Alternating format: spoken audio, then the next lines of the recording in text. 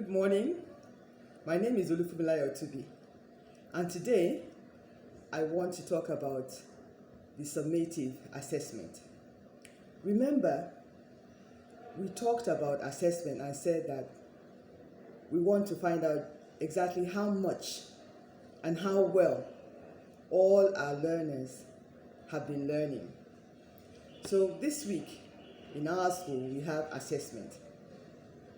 And my prayer is that teachers all over genuinely want to find out just how much and how well all their learners have learned what they've been taught. Because it's when you know how much and how well they've learned what you are teaching, then you can go back to the drawing board against next term.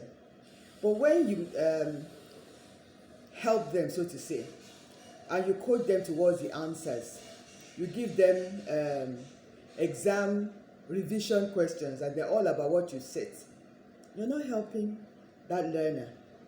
Because when that learner has crammed and poured the answers for this particular exam, what happens when he's asked about that topic in future in any other place and he can't or she can't respond?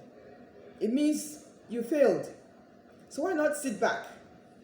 If you are confident that you've taught them well, sit back and then wait for the results. As for invigilation, I talked about it earlier, some months back, I think.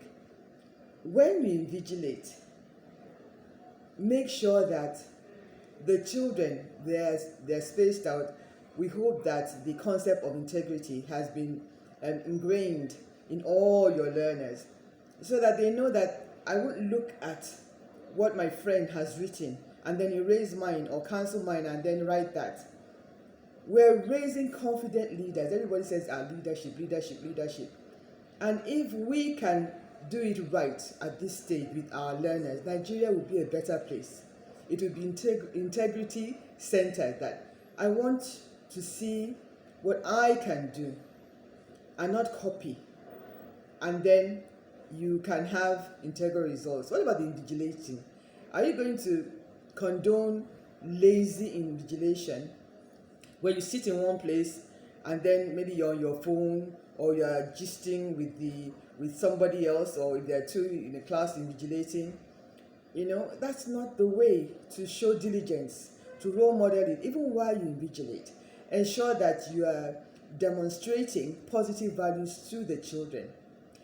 Write on the board the start time, the end time, the the subject, and then ensure that you keep to the rules of the policy of your own exam.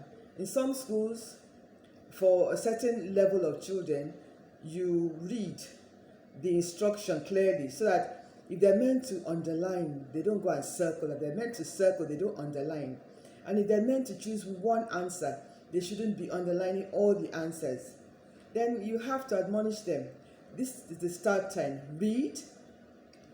Then when you answer, read again. Don't just rush through it and then submit. Ensure that you as invigilator has gone through quickly as you've given out the question papers to ensure that there's no typo, that the children will answer in error.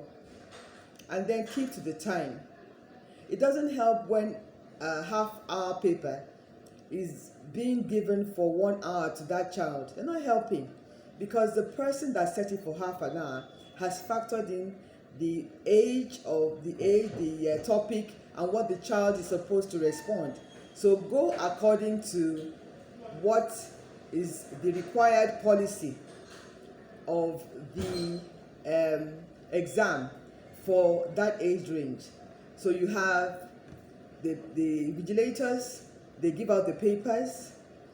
Before this, I said they would have on the board would be the start time, the stop time, and the subject. And then papers are given out. And then you look at the time and then start. Everybody starts at the same time. Then you walk round.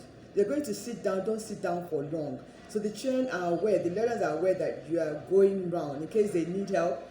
Or do not give any child the answers, no matter how much you think, you like that child. or it's your colleague's daughter or son. It's not the time to show favoritism. So I can go on and on about this. I've written about assessment, I've written about classroom management, and I've written about emotional intelligence. Find time to get my books or order from me. So this has been Olufunaya Tobi talking about assessment. Today, Monday, the 28th day of November 2022.